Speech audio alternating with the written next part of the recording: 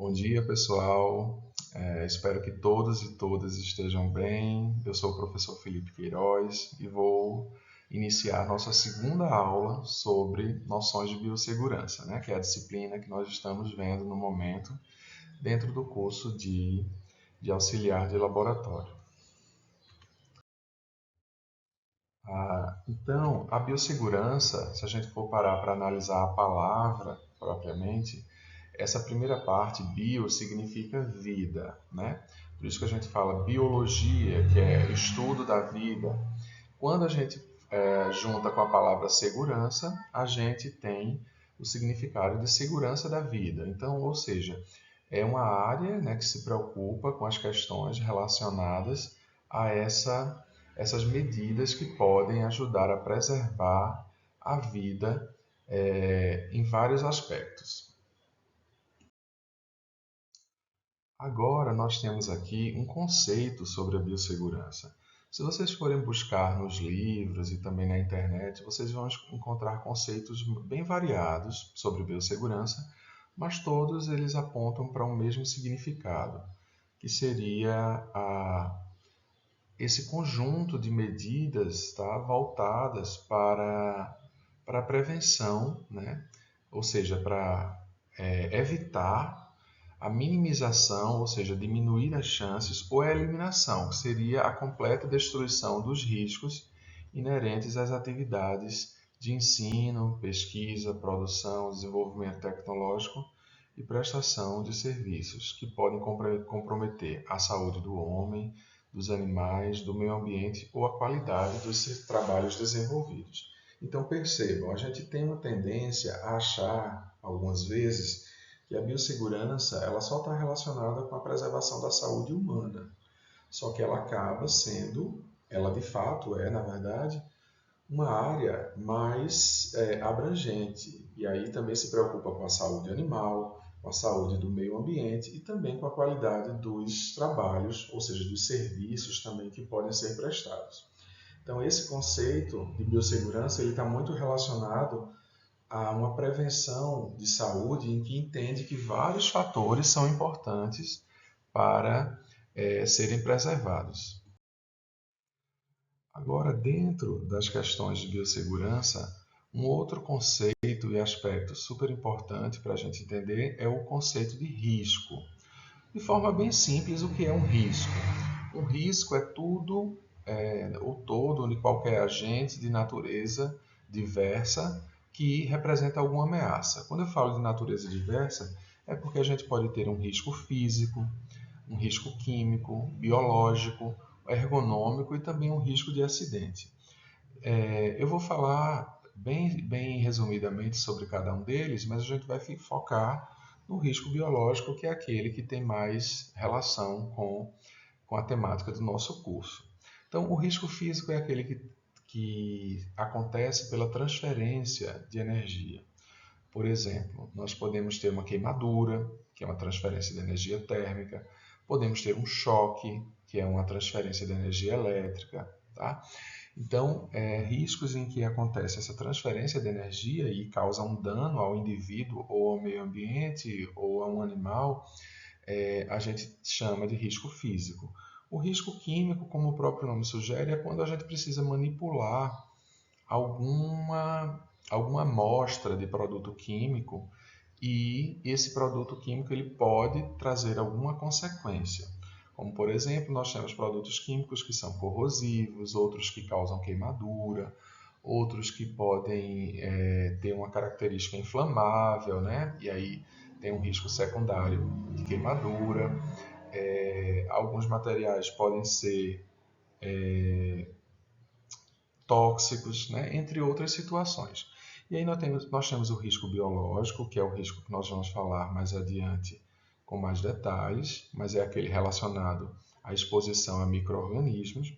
Nós temos o risco ergonômico, que é aquele que tem relação com algo inadequado no ambiente de trabalho, seja um assento inadequado, uma luminosidade baixa, a emissão de ruídos, né? Assim, aquela poluição sonora, ou também um computador numa altura inadequada e também o risco de acidente. O risco de acidente também se refere a alguma inadequação no ambiente, mas seria, por exemplo, um degrau com altura irregular. O que mais que a gente pode citar como risco de acidente? Um piso molhado, tá? Que você pode cair ou esbarrar em alguma coisa. Então, esses são os principais grupos de risco que nós podemos citar. Aqui, pessoal, nós temos Vamos falar um pouco sobre o risco biológico, tá? Então, como eu falei inicialmente, o risco biológico, ele é aquele risco que está relacionado a micro-organismos. Então, sempre que nós tivermos uma atividade que tenha um micro-organismo com um potencial infectante e que esse micro-organismo ele pode causar algum dano ao indivíduo que está manipulando, né, ou alguma pessoa que acidentalmente tem contato com ele, ele é um risco biológico, certo? Vejam que nós temos aqui no centro esse símbolo preto, tá? Que ele é como se fosse uma esfera em segundo plano e três esferas em primeiro plano, formam um símbolo meio tribal. Esse é o símbolo internacional de risco biológico. Muito embora muitas pessoas utilizam esse símbolo como o símbolo da biossegurança propriamente.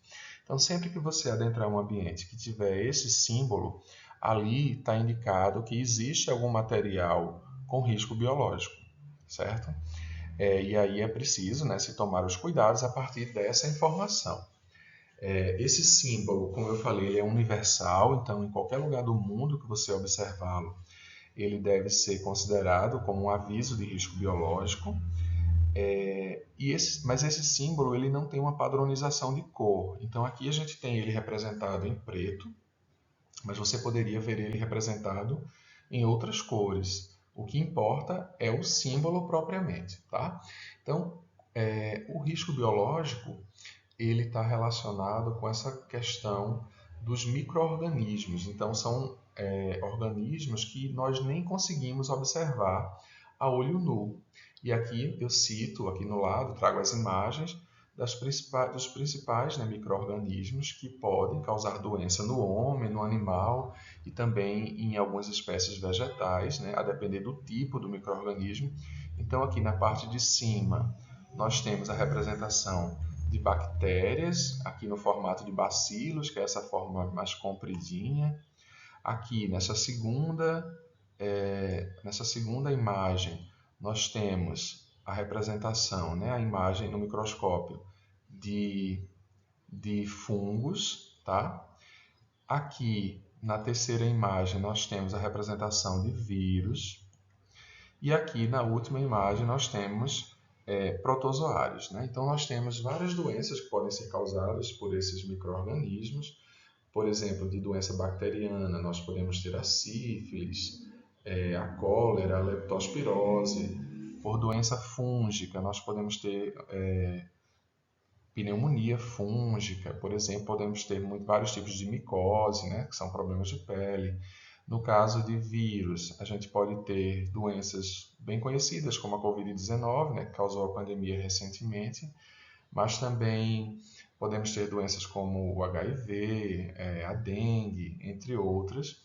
E por último, aqui, né, nos protozoários também tem várias doenças humanas que podem ser causadas com protozoários, como doença de Chagas, amebíase, leishmaniose, que é uma zoonose, né, que pode passar de um animal para o homem.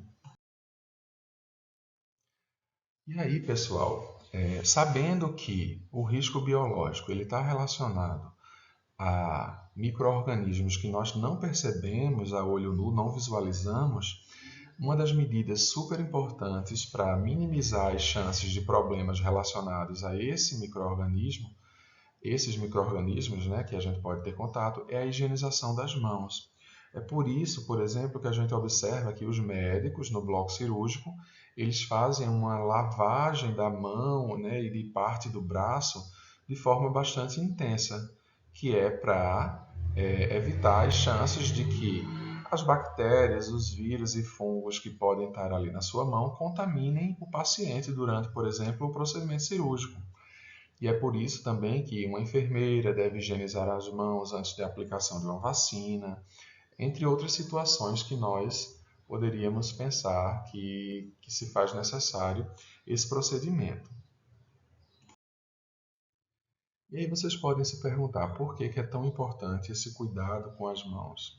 Porque as mãos elas constituem a principal via de transmissão de micro-organismos durante a assistência prestada, seja de forma direta ou indireta a pacientes, tá? Porque por mais que a gente não veja, tem ali na superfície da nossa pele uma série de micro-organismos. E como a pele das mãos é a parte da pele em que a gente coloca diretamente, né, em contato com objetos e também com o paciente, ela acaba sendo a principal via de transmissão, né? Eu posso tocar em algo contaminado, tocar no paciente e fazer um transporte dos micro-organismos, né, do que eu toquei, seja um objeto ou outra pessoa, ou uma região de lesão, né, de um outro paciente, e eu posso vir a contaminar através das minhas mãos uma outra pessoa.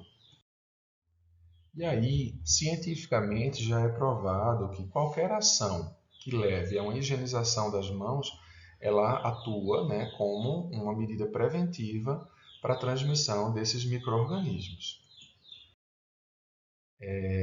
A higienização das mãos, ela pode ser uma higienização simples, pode ser uma higienização antisséptica, que você utiliza algum material que já é sabido que ele leva à morte de micro-organismos, como a gente tem, por exemplo, o álcool a 70%.